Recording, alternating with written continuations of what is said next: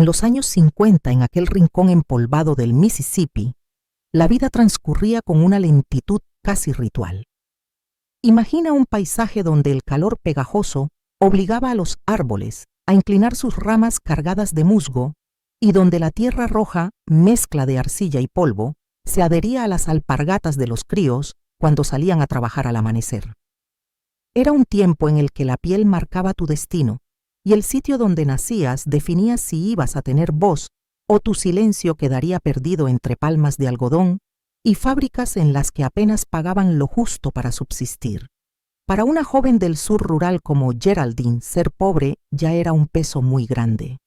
Pero si además tu familia era negra, vivir en un estado donde las leyes de Jim Crow imponían una separación forzada entre blancos y negros, la situación se volvía aún más cruel. Aquellas leyes no solo obligaban a beber en fuentes distintas o a sentarse en asientos diferentes de los autobuses, sino que legitimaban una mirada de menosprecio constante.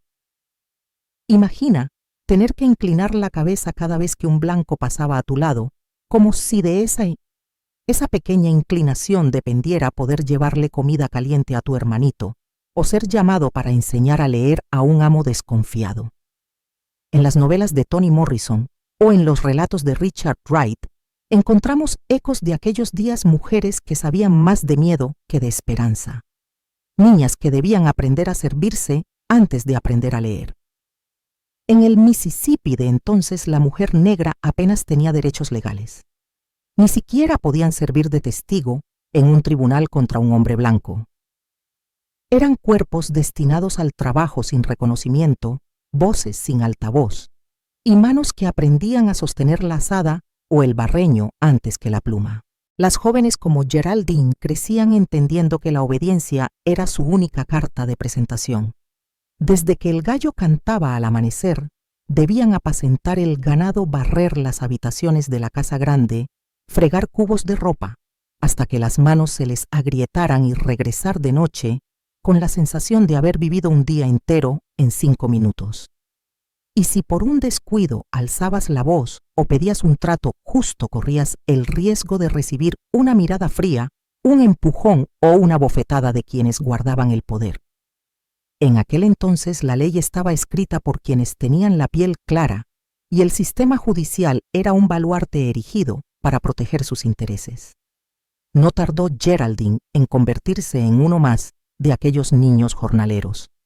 A los 12 años, su cuerpo menudo era el perfecto ayudante en las faenas de la plantación. Mientras los hermanos mayores labraban la tierra, ella recogía algodonales y movía carretas cargadas de sacos que no debería haber podido levantar. Cuando la falta de dinero empezó a ahogar la casa familiar, su madre, agotada de fregar ropa en el río y de besar las mejillas de sus 8 hijos sin poder darles un abrazo de consuelo, decidió buscarles un destino mejor. La oferta llegó de un desconocido bien vestido, dueño de un boarding house en Westbrook, que prometía alimentos, ropa limpia, un techo y la posibilidad de ir a la escuela. Para aquella familia era una bocanada de aire en medio del pantano. Sin embargo, lo que empezó como un traslado formal al servicio doméstico se tornó pronto en una forma de servidumbre. Geraldine aprendió a cocinar antes que a deletrear su propio nombre, a mantener encendido un fogón de leña cuanto antes, para espantar las noches de humedad antes que a saborear la dulzura de la infancia. Dormía en un cuartucho junto a otras muchachas en un colchón delgado que olía a humedad y a rutina. Y cada mañana, al pulso de los golpes de batán o de la llamada de un amo impaciente, debía levantarse sin protestar. Aquel boarding house era su mundo entero y las rejas invisibles de la pobreza y del racismo le recordaban a cada paso que no tenía cabida para el error. Comparado con la realidad española de la posguerra, donde también se ponía a los niños a cargar sacos y a trabajar en molinos de aceite, el Mississippi teñía la explotación con el veneno del prejuicio racial. En España, eran los hijos de familias pobres, pero al menos podían con suerte aspirar a una educación básica. Allí la segregación te barría cualquier esperanza de levantar la mirada. El error común de cualquier observador inadvertido era creer que si se iba a trabajar podía virar la fortuna. Pero como le sucedió a Geraldine, la única movilidad social posible estaba sellada por un contrato en papel que al perderlo te convertía en un esclavo sin nombre. Aquella época no contemplaba líneas telefónicas gratuitas de ayuda ni asociaciones en las que confiar. La policía local estaba de facto al servicio de los blancos con poder económico, y cuando alguna chica valiente alzaba la voz para denunciar violencia, no recibía sino indiferencia o, peor aún, amenazas veladas. Geraldine sabía que no podía buscar auxilio en un alguacil que prefería mirar hacia otro lado antes que enfrentarse a un terrateniente rico. Los tribunales, llenos de jueces con toga blanca, eran un teatro inalcanzable para ella. La palabra de una niña pobre no valía ni un centavo. En España, por el contrario, a partir de los años 50 empezaban a surgir tímidas iniciativas de asistencia social y de protección al menor. Aunque insuficientes, al menos existían organismos que recogían datos de maltrato y emitían advertencias. En el Mississippi segregado, cada denuncia a la comisaría se archivaba en silencio y la joven denunciante recibía el regaño de haber perturbado el orden. La lección era brutal: si querías seguir viva, debías callar. La voz, símbolo de dignidad, quedaba anclada en la garganta. A pesar de todo, ningún muro es tan alto que el corazón no intente saltarlo. Geraldine, en medio de la oscuridad de la injusticia, aprendió a observar. Observaba las miradas codiciosas de sus victimarios, las risas sordas en la mesa de invitados y los gestos apenas imperceptibles que delataban su poder. Y sin saberlo, tejía en su mente un plan que un día emergería con la fuerza de una tormenta liberadora.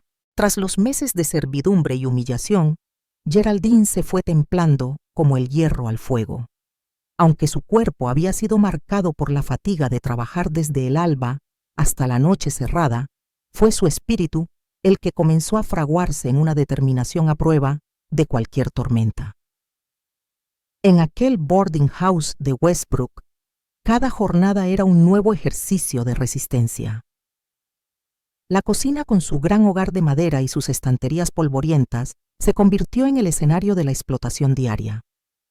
Al despuntar el alba, Geraldine encendía el fuego y preparaba café y gachas para los inquilinos.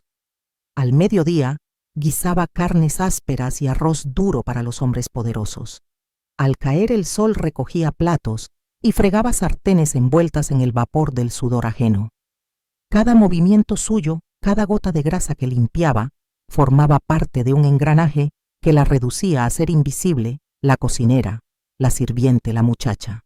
Pero había otra rutina aún más terrible reservada para la noche de luna llena. Aquellos 5 hombres: Arthur Mendes, el dueño; Colonel Justin, el terrateniente; Ambrose, el tratante de ganado; Owen, el pulcro banquero, y el doctor Faust, se reunían en un festín grotesco que ellos llamaban la cena de amigos. De entre los platos de cerdo asado y vino añejo, surgía una atmósfera de risa, jargón y miradas lujuriosas. Cuando Geraldine entraba con la bandeja de postres, ya sabía que era para otro tipo de comensal, uno que no buscaba alimento, sino sometimiento. La obligaban a alinearse junto a Nora Claudia y las otras chicas, mientras los 5 evaluaban su juventud con desprecio, como si fueran ganado en venta. Aquella misma noche, bajo el techo de la casa, cada una de ellas era arrancada de su ropaje y arrastrada sin piedad a cuartos mal ventilados para ser usada una y otra vez hasta que el amanecer llegaba y las sombras se revolvían en la ropa sucia. El miedo se volvió su compañero de lecho. Cada gemido, cada súplica que se ahogaba en la sábana funcionaba como un recordatorio de que en aquel mundo su cuerpo no le pertenecía. Con cada abuso aprendió a disociarse, a separarse de su carne, para no sentir el dolor, a convertirse en una observadora externa incapaz de llorar o gritar. Allí, entre el humo de cigarrillos y el hedor a alcohol barato, Geraldine comprendió que la servidumbre no se medía en horas de trabajo, sino en la destrucción de la propia dignidad. Para no sucumbir a la desesperación, Geraldine desarrolló recursos íntimos, casi invisibles, que le permitían conservar un hilo de humanidad. El primero fue la fuga mental mientras su cuerpo obedecía órdenes, Su mente se refugiaba en recuerdos de Brookhaven, en el tacto de la tierra mojada tras la lluvia, en el sabor de aquel cornbread que la hermana mayor preparaba los domingos. En esos fugaces viajes al pasado, experimentaba una dulzura que la reconectaba con su infancia y le devolvía por instantes la sensación de libertad. El segundo recurso llegó de forma instintiva: el registro secreto. Bajo su delantal, en la costura interna de su falda, ella anotó con trazos diminutos las caras de sus agresores, las fechas y los rituales exactos de cada noche de terror. Anotaba cada palabra humillante, cada gesto de poder. Aquellas micromemorias le proporcionaban un poder intangible, el convencimiento de que si los entendía con detalle, quizá descubriría alguna grieta en su armadura de impunidad. Años después, estos mismos apuntes servirían como cimiento para su venganza metódica. Pero en ese entonces también le ofrecían un efecto terapéutico al escribir. Aunque fuera en un papel oculto, reconocía que seguía siendo un ser pensante con capacidad de análisis y de reacción. Era un acto clandestino de autonomía. Sin embargo, la supervivencia psíquica estuvo siempre a merced de la fatiga extrema. Para mitigar los destellos de pánico, Geraldine aprendió técnicas rudimentarias de relajación. Respiraba despacio contando hasta 10 y apretaba los dedos entre sí para reencontrarse con sus manos. Cuando el cuerpo temblaba, buscaba un rincón apartado de la cocina y cerraba los ojos, repitiéndose mentalmente que de alguna manera saldría de allí con vida. Aquellas estrategias rudimentarias se parecían mucho a las que hoy conocemos en la terapia EMDR o en los grupos de apoyo para víctimas de violencia, ejercicios sencillos, pero capaces de restituir un atisbo de control interno. Otro refugio fue el silencio compartido con Nora y Claudia. En la penumbra de la madrugada, al limpiar utensilios, intercambiaban miradas cómplices y algún susurro de consuelo. De pronto, la cocina no era solo el lugar del abuso rutinario, sino un espacio de complicidad donde el mutuo reconocimiento se traducía en una promesa muda: estamos juntas en esto. Una noche de finales de verano, en medio de la suciedad de la despensa tras un banquete especialmente grotesco, entró Miss Janice como una aparición de otro mundo. Era una mujer mayor, de mirada viva y manos finas, que cargaba bajo el brazo un cesto de hierbas. Nadie en el boarding house sabía muy bien quién era. Algunos la confundían con la curandera del pueblo, otros pensaban que vendía pociones milagrosas. Pero cuando Geraldine la ayudó a descargar frascos y cartones repletos de plantitas aromáticas, notó algo distinto en su voz. «Tú no eres como las demás», le susurró Miss Janice con ese tono de confidencia reservado para un secreto irreversible. «He visto tu mirada. Sé que no naciste para ser enterrada en estas cenizas». Para Geraldine fue el primer día en años en el que alguien habló como si ella fuera un sujeto de cambio, no un objeto de explotación. Después de aquel comentario, comenzaron los pequeños aprendizajes: cómo distinguir una raíz curativa de una venenosa, cómo preparar ungüentos para aliviar el dolor, cómo secar flores sin que pierdan sus propiedades. Miss Janice hablaba de remedios que su abuela le había confiado, de fórmulas para combatir la fiebre, el reumatismo, la mala sangre. Geraldine absorbía cada palabra como si aquel conocimiento fuera aire que la mantenía con vida. Pero con el paso de las semanas, ese don de curar empezó a mostrarse en su mente bajo una luz distinta a ella, que no había recibido justicia, podía ofrecerla de otro modo. Y así apareció en su corazón la chispa de la venganza. No se trataba de un fuego impulsivo, sino de una luz fría calculadora que madrugaba en su pensamiento. Si había plantas que podían sanar, también existirían aquellas que, administradas con sutileza, podían detener a un hombre poderoso. No era un deseo de crueldad gratuita, sino la certeza de que para un esclavo como ella, aquel era el único camino viable hacia la libertad. Con Miss Janice forjó una alianza silenciosa, una especie de mentoría atípica. Alguien en el sur rural de Estados Unidos en 1950 no ofrecía cursos de derecho ni asesoría legal, pero sí compartía el saber primigenio de la herbolaria. Geraldine comprendió que si quería sobrevivir, necesitaría no solo la fuerza de su cuerpo y la resistencia de su mente, sino el conocimiento arcano, guardado en hojas secas y raíces mojadas. Empezó a practicar en secreto, a preparar infusiones inocuas para probar sabores, a ocultar diminutas dosis en la comida de un invitado distraído. Hoy sabemos que la venganza puede convertirse en una adicción y que confundirla con justicia restaurativa es un error común. La justicia que busca reparar el daño generalmente recluta la empatía y el diálogo. La justicia vengativa se basa en el ojo por ojo y en la satisfacción individual. Geraldine, sin embargo, percibió que no había tribunal posible para una niña negra analfabeta y sin apellido ilustre. Para ella, aquel acto de venganza no era un acto de crueldad, sino de supervivencia colectiva. Cada hombre caído impediría que otra muchacha sufriera el mismo destino. Con esa convicción empezó a trazar su plan. Y así, de una muchacha consumida por el horror, emergió una mujer dispuesta a transformar las hierbas en herramienta de liberación. En aquella cocina, entre el chisporroteo del fuego y el crujido de la leña, germinaba un propósito que culminaría en una libertad más amplia que cualquier línea de ferrocarril o promesa rota. En las semanas siguientes, la cocina del boarding house se transformó en un laboratorio improvisado. Entre ollas y cucharas de madera, Geraldine empezó a profundizar en el vasto saber que Miss Janice le transmitía. Aquellas hierbas olvidadas en los rincones del patio trasero cobraban de pronto un poder sorprendente, podían aliviar, calmar y en dosis precisas también podían arrebatar la vida. Entender ese delicado equilibrio entre la medicina y el veneno se convirtió en su nuevo cometido. Gyson, la flor humilde que brotaba en cada esquina del jardín, llamó primero su atención. A simple vista, era un ramito de campanillas blancas y lilas con un aroma suave que invitaba a la tranquilidad. Miss Janice le explicó que en pequeñas infusiones podía servir como sedante leve, calmaba nerviosismos y aliviaba jaquecas.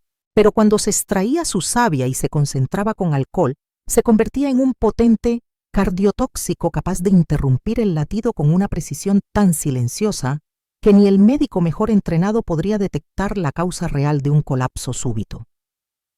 La química de las plantas es en cierto modo un arte y una ciencia que se entrelazan. Hoy en la botánica ibérica encontramos ejemplos similares. El oleandro, tan bonito en los jardines de Andalucía, encierra digitalina en sus hojas, un alcaloide que refuerza el latido cardíaco en dosis pequeñas, pero provoca arritmias y fallo cardíaco si se ingiere con malicia. La cicuta, por su parte, fue tristemente célebre en la Grecia clásica por su uso en las ejecuciones de Sócrates.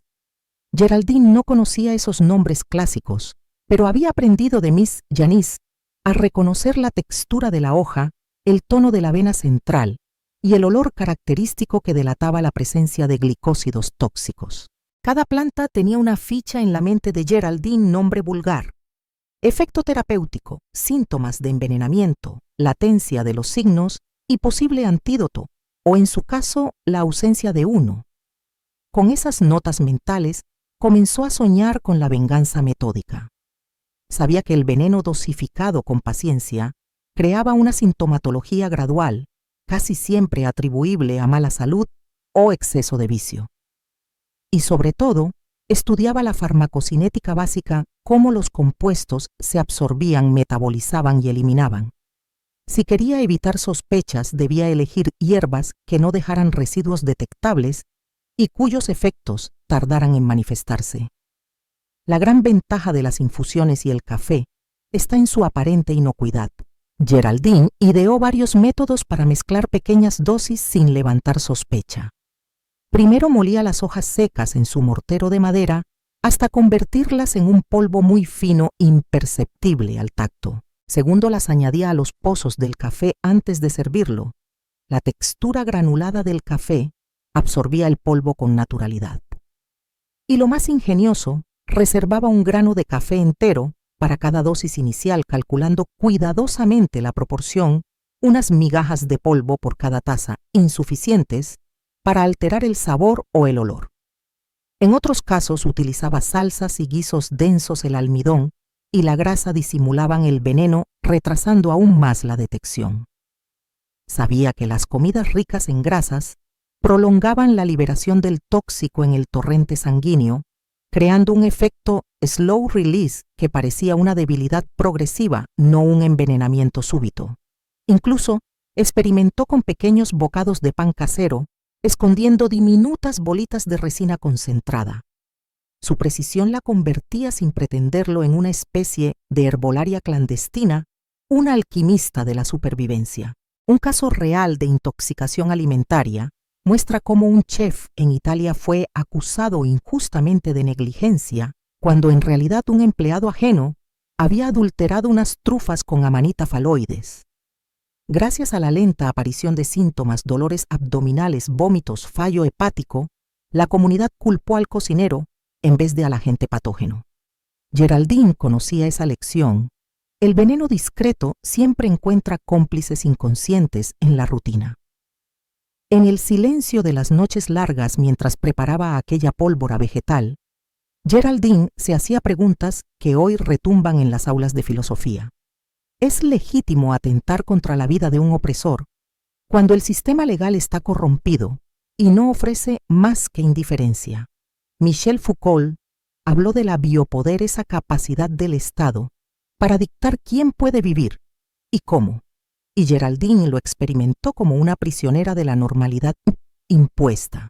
Hannah Arendt, por su parte, advirtió que el mal más temible nace de la banalidad de la rutina sin reflexión. Los 5 hombres en sus cenas de amistad habían institucionalizado el abuso, era su costumbre, su derecho no cuestionado. Para Geraldine, la venganza no era un festín de crueldad desmedida, sino una forma de restituir una justicia que jamás existió. Sabía que asomarían voces que la condenarían como asesina, pero también comprendía que si no lo hacía otros, sufrirían igual que ella. El error frecuente, según pensaba, consistía en idealizar la ley como un escudo eficaz. La ley de aquel Mississippi no protegía a las niñas negras, solo engrandecía a los ricos. La ética de los oprimidos, argumentaba, debía buscar nuevos caminos cuando los puentes oficiales estaban demolidos. Sin embargo, ese razonamiento ocultaba otro peligro, la adicción a la venganza, ese hambre insaciable que puede corroer el alma y convertir al justiciero en un déspota. Geraldine, con una sinceridad casi dolorosa, reconocía que debía mantenerse alerta para no extraviarse. Cada dosis debía obedecer a un plan, a un orden de prioridades. Primero el médico, luego el tratante, y así hasta el patriarca que había comprado su libertad. No quería aniquilar vidas por placer, sino poner fin a una cadena criminal que destruyó su infancia. Consciente de ese riesgo, reservaba momentos de calma, buscaba refugio mental en las recetas de alivio que aprendió de Miss Janice. Y recordaba que en su caso el amor por la vida de otras mujeres justificaba su acción despiadada. En España, hasta hace pocas décadas, las sociedades rurales también ocultaban abusos bajo la rutina de la comida casera. Se han documentado casos de patriarcas que envenenaban a sus propias esposas con infusiones de cicuta, imitando creencias populares de remover a quien consideraban una carga. Hoy los colegios de farmacéuticos españoles advierten de la peligrosidad de recolectar plantas sin conocimiento preciso. El aprendizaje práctico es claro: cualquier tejido vegetal puede ser medicina o veneno, y solo el estudio profundo, la dosis exacta y el respeto por la vida determinan la frontera. Para un público occidental alejado de la supervivencia extrema, esta historia ofrece varias lecciones. La importancia de la regulación y el control de los compuestos activos en plantas, que en herbolarios autorizados figura en prospectos y dosis. El valor de la educación científica. Conocer los mecanismos de acción, no solo el mito popular, un llamado a la reflexión ética en situaciones límite.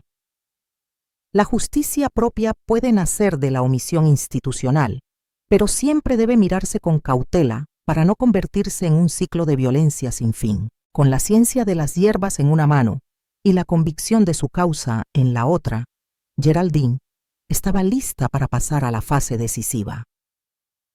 La siguiente etapa requeriría disciplina, paciencia y sobre todo la honestidad de no perder el norte cada paso. Sería un acto de justicia calculada, no de venganza ciega. Cuando por fin el último de los 5 hombres dejó de ocupar aquella silla en la mesa del boarding house, Geraldine sintió una mezcla de alivio y vértigo. Había convertido el infierno en una especie de justicia sublimada, pero ahora enfrentaba el desafío más grande: reconstruir su vida sobre los escombros de su venganza. Lo primero que descubrió fue que, tal como un árbol que ha resistido una tormenta, necesitaba enraizarse de nuevo en el terreno firme de la esperanza y la creatividad. A los 17 años, libre por primera vez, Geraldine sintió el peso de la juventud perdida, una mezcla de rabia, alivio y cansancio extremo. Sin capital, sin documentos, y apenas con un par de mudas, caminó por las calles de Westbrook hasta llegar a la casa de Miss Janice. Allí encontró una habitación pequeña, con una ventana al jardín de hierbas, donde cada mañana podía respirar un aire distinto, sin cenizas de humo ni ansiedad en sus huesos. Miss Janice, con su ternura habitual, le dijo: «Has pasado por el peor de los inviernos, niña. Ahora toca florecer». Geraldine comenzó a entrenarse como asistente de cocina en el Country Flavor Restaurant, un local modesto regentado por el señor Juventio, un antiguo trabajador del ferrocarril. Él la recibió sin prejuicios, maravillado por su conocimiento de especias y aromas. Al principio, Geraldine pelaba patatas y fregaba platos. Pronto su habilidad para equilibrar sabores la llevó a preparar guisos más complejos. En cada sopa filtraba una pizca de su historia. La sola idea de que una cuchara pudiera calmar el alma la inspiraba a innovar. En aquellos primeros meses, Geraldine cometió errores: sobrecocinó arroces, quemó mermeladas, olvidó el punto de sal. Era natural, una mujer forjada en la explotación descubría ahora la libertad a través del fuego y el cuchillo. Pero cada fallo era una lección. Aprendió a entender los tiempos de cocción como si fuesen los ritmos del propio cuerpo. 20 minutos para una salsa perfecta, 45 para un estofado que abrace el paladar, y sobre todo la paciencia necesaria para dejar que los ingredientes conversen entre sí. Poco a poco su nombre empezó a circular. «¿Has probado las lentejas de Geraldine?», decían los clientes. Aquella combinación de lentejas con laurel, comino y un toque de Jason en proporción medicinal para la digestión se convirtió en su tarjeta de presentación. De asistente pasó a cocinera y de cocinera a jefa de cocina, todo en menos de un año. Su secreto no solo era la receta, sino la empatía. Preparaba cada plato pensando en el cuerpo y el corazón del comensal. Mientras consolidaba su posición en el restaurante, Geraldine no podía olvidar a las otras mujeres que habían sufrido tanto como ella. Así nació la idea de la Fundación Flavors and Knowledge, un proyecto que combinara formación culinaria con apoyo integral. No sería una escuela tradicional, sino un refugio donde cada alumna pudiera sanar, aprender y empoderarse. El primer programa duró 3 meses y acogió a 10 jóvenes. Las clases se impartían en el mismo restaurante Country Flavor después de horas de servicio. Durante el día aprendían nociones de higiene, técnicas de corte, seguridad alimentaria y gestión de compras. Por la tarde, recibían talleres de autoestima, primeros auxilios emocionales y derechos laborales. Geraldine insistía en un lema: con un delantal limpio y una mente libre, cualquier mujer puede encontrar su camino. En España, recordaba Geraldine, había escuelas de hostelería con buena reputación, pero pocas ofrecían un acompañamiento personal. Se inspiró en iniciativas como la Escuela de Hostelería de Toledo, que integraba prácticas de coaching, y en experiencias latinoamericanas, donde la gastronomía social servía como palanca de cambio. Adaptó la idea al contexto rural de Mississippi, donde la distancia, el transporte y la falta de servicios complicaban la vida de quienes huían de situaciones de abuso. Al segundo año, los éxitos del programa obligaron a buscar un espacio propio. Geraldine compró un solar modesto en las afueras de Westbrook y levantó una nave con cocina industrial, 2 aulas y un albergue para las estudiantes que no tenían dónde dormir. No fue fácil, el capital inicial procedía de sus ahorros del préstamo de Miss Janice y de pequeñas donaciones de clientes conmovidos. Cada clavo y cada baldosa simbolizaban la solidaridad que brotaba de su comunidad. La fundación incorporó un servicio de guardería para que las madres no tuvieran que renunciar a formarse. También firmó convenios con la alcaldía para recibir alimentos del Banco de Solidaridad, reduciendo costes y enseñando a las alumnas a gestionar desperdicios y donaciones.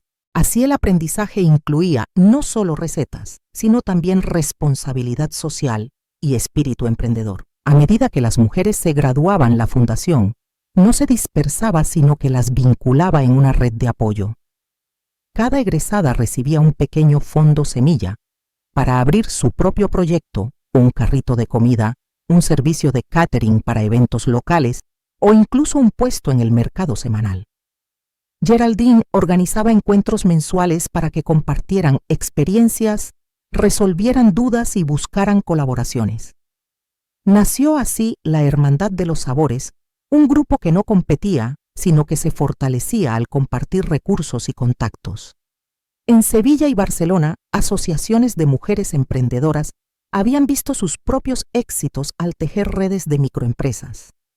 Geraldine se puso en contacto con ellas, mantuvo videollamadas y aprendió a gestionar plataformas de venta online. Pronto algunas de sus alumnas comenzaron a enviar mermeladas artesanales y adobos a pedidos por correo, creando un ingreso complementario y dando visibilidad a la red. Los errores no tardaron en aparecer. Algunas mujeres apasionadas invertían los fondos semilla en equipamientos excesivos, olvidando reservar capital de maniobra. Otras carecían de formación financiera y terminaban mezclando cuentas personales con las del negocio. La fundación respondió organizando talleres de contabilidad básica, marketing digital y marca personal. Geraldine recordaba cómo en sus primeros días, tras escapar, ella también había confundido la prisa con el entusiasmo. Ahora hacía hincapié en el equilibrio. Aprender a cocinar tu futuro es mucho más que dominar una receta. Es gestionar tus recursos y tu tiempo. Con el tiempo, la red alcanzó decenas de miembros. En cada rincón de Mississippi había un pedacito de Flavors of the Earth, desde un servicio de desayunos que llevaban a puerta cerrada hasta una pequeña cafetería abierta solo los fines de semana en un antiguo cobertizo. El modelo social viajó incluso hasta Luisiana y Alabama, donde exalumnas crearon sus propias sedes autónomas bajo la misma filosofía. Pero el mayor triunfo no fue el número de restaurantes, sino la transformación personal de esas mujeres. Muchas llegaron con el rostro triste, la mirada huidiza y la espalda encorvada. Meses después, desfilaban por la escuela con el pecho erguido, la voz firme y planes concretos: abrir un food truck, lanzar un negocio de repostería sin azúcar, ofrecer talleres de cocina tradicional. En sus palabras resonaba un eco de la historia de Geraldine, la delicia de saberse capaz de escribir un futuro propio.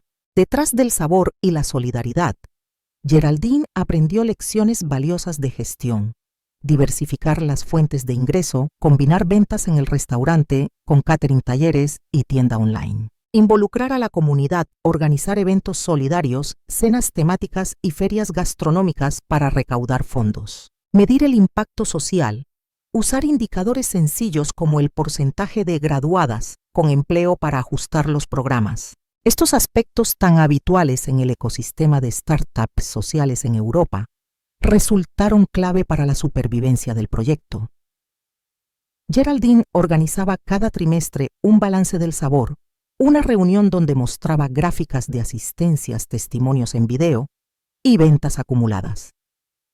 Ese acto de transparencia no solo reforzaba la confianza de donantes y entidades públicas, sino que permitía a todas las involucradas sentir que eran parte de un sueño compartido. Finalmente, Geraldine supo que la verdadera victoria no residía en haber acabado con los opresores, sino en haber cultivado un jardín de oportunidades donde cada mujer florecía con su propio ritmo. En cada receta enseñada, en cada plato servido, había una ración de dignidad y una cucharada de memoria, la memoria de lo que había costado llegar hasta allí. Cuando miro atrás, después de tantos años de fuego, cenizas y renacimiento, veo que mi historia no es solo la mía, sino la de todas aquellas mujeres que en cualquier rincón del mundo han sentido el peso de la opresión y han soñado con un mañana distinto. Hoy quiero compartirles 3 grandes aprendizajes que he cosechado en este largo camino, con la confianza de que si aprendemos de ellos, podremos construir un mundo más justo y lleno de compasión. La primera lección es reconocer las señales de abuso antes de que sea demasiado tarde.